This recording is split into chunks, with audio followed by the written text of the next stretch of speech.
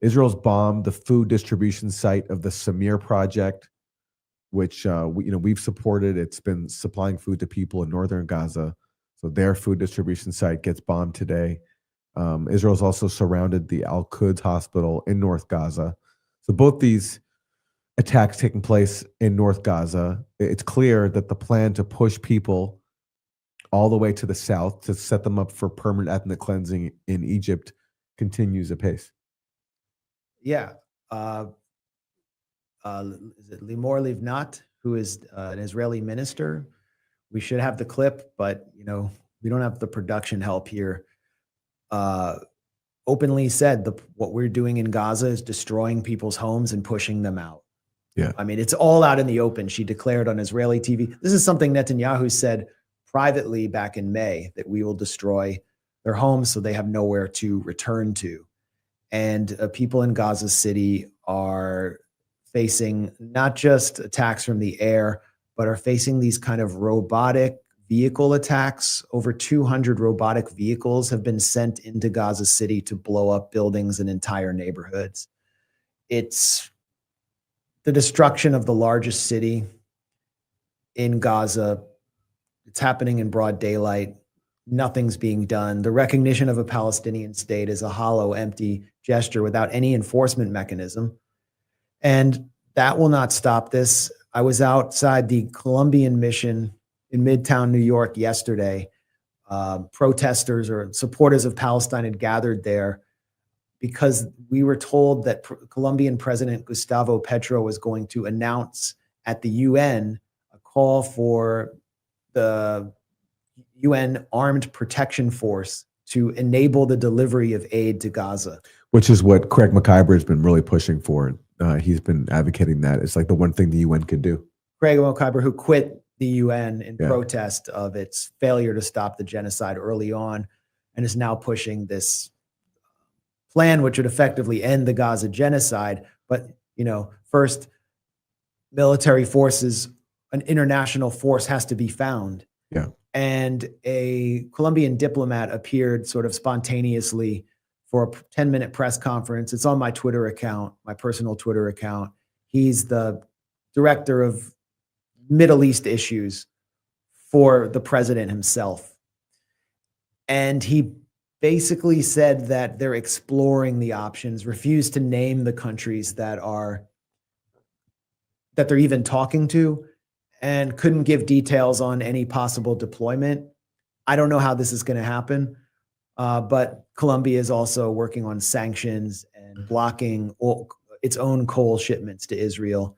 And it was a top exporter of coal to Israel. Meanwhile, you have Turkey continuing to supply Israel with gas. Yeah. I think they're the second largest supplier through Azerbaijan of gas to Israel. So the screws haven't been turned.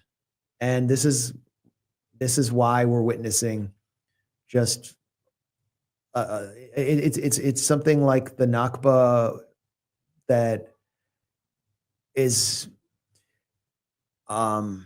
uncomparable to any crime we've witnessed in the 21st century. Yeah.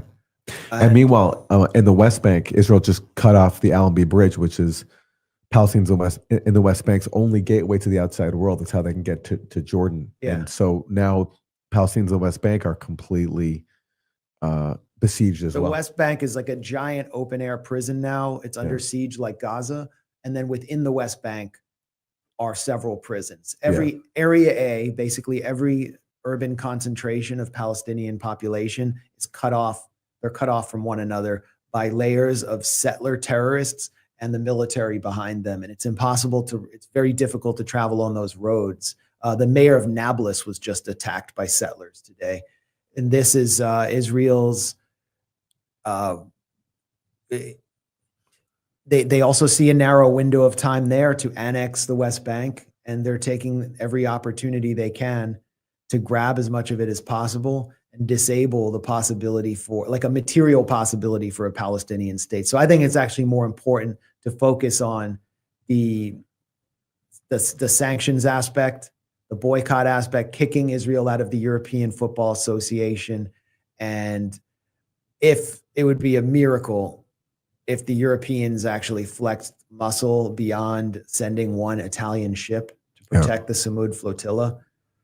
Until then, the genocide just continues, and we will witness then the tension building in Rafah, where Israel will demand that Egypt open up Rafah and open up the Sinai.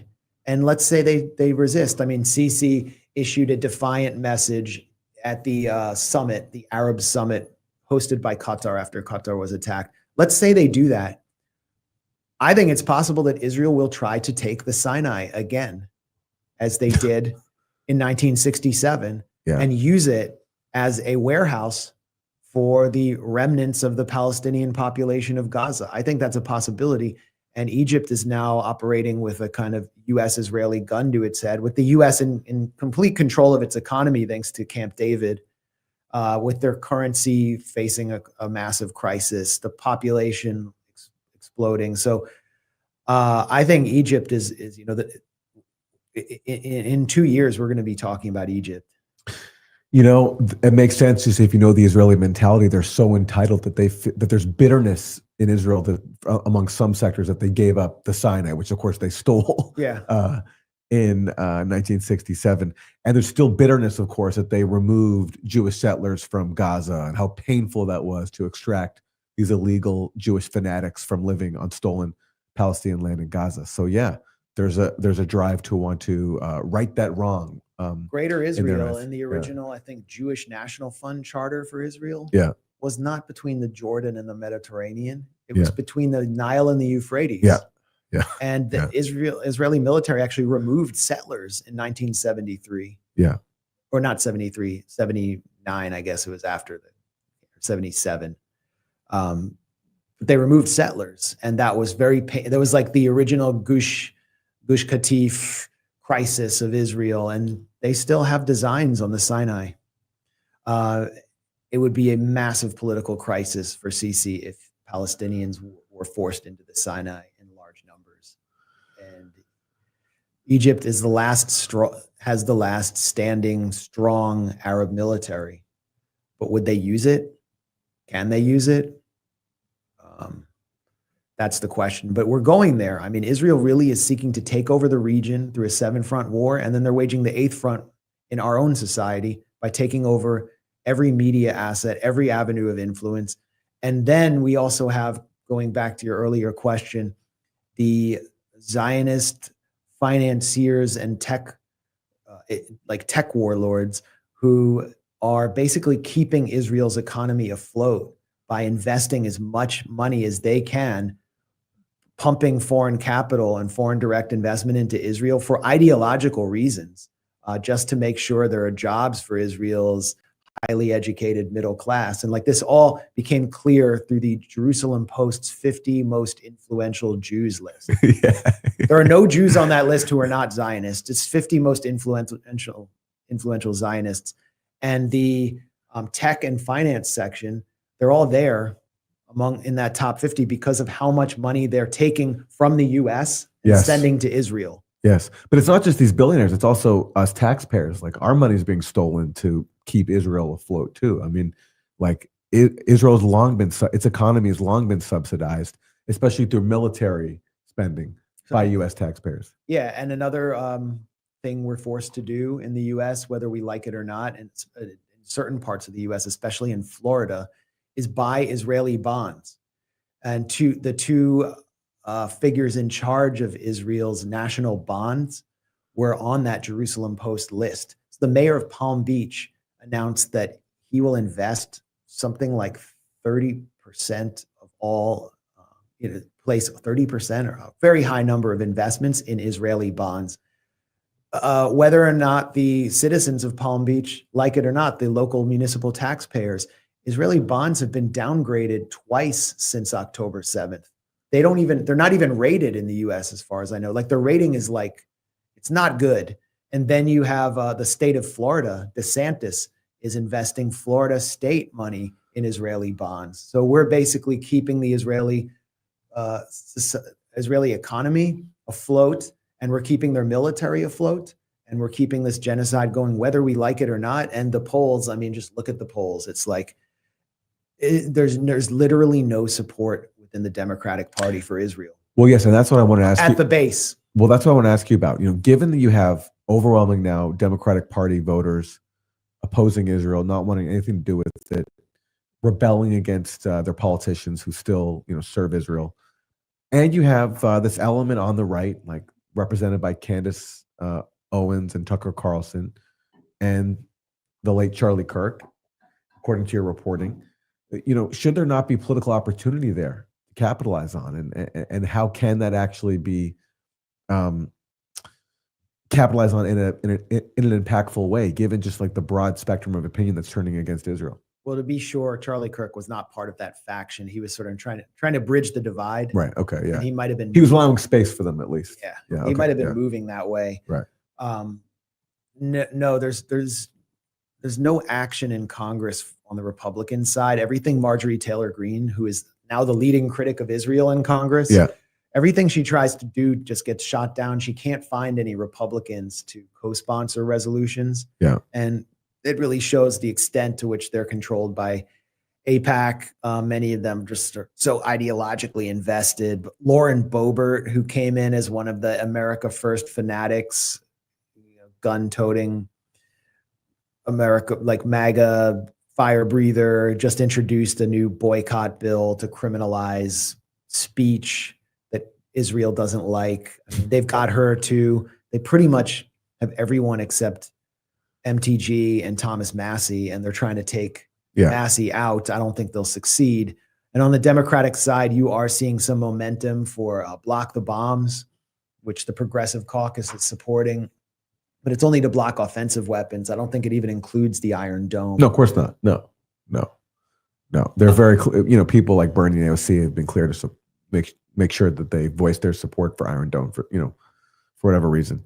I don't think that they're going to be able to mobilize young people, urban young people, in 2028.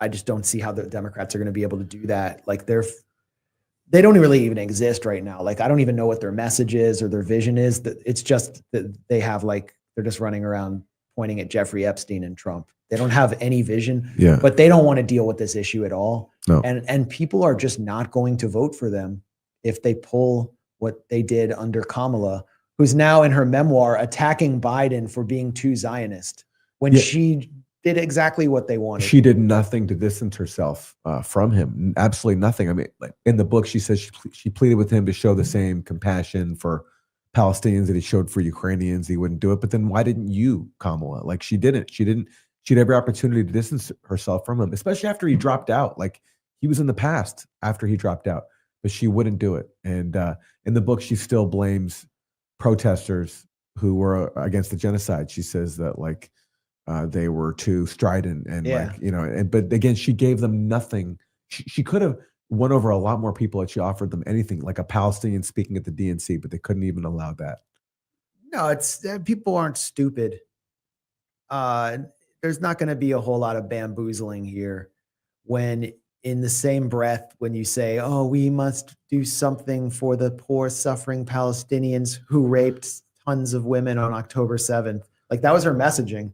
Like the Palestinians are the suffering Palestinians who raped everybody. Yeah. She wouldn't stop talking about the rape hoax. Yeah. In her convention speech, she brought it up. So people aren't stupid, and no one was going to support her when her whole career was built up by AIPAC and tech. Those are the two power factions that backed Kamala, got her in the Senate. And there's no Democrat that I can see vying to run in 2028 who isn't also controlled by these same factions. I mean, Gavin Newsom, pretty much the same. Who else do we got? So Marco Rubio, JD Vance. It's going to become increasingly clear that the American public, especially people under 35, have nothing in common with their leadership and no one to vote for. And they'll keep pushing, culture war issues on us. We're just going to hear more and more about trans shooters as this gulf widens.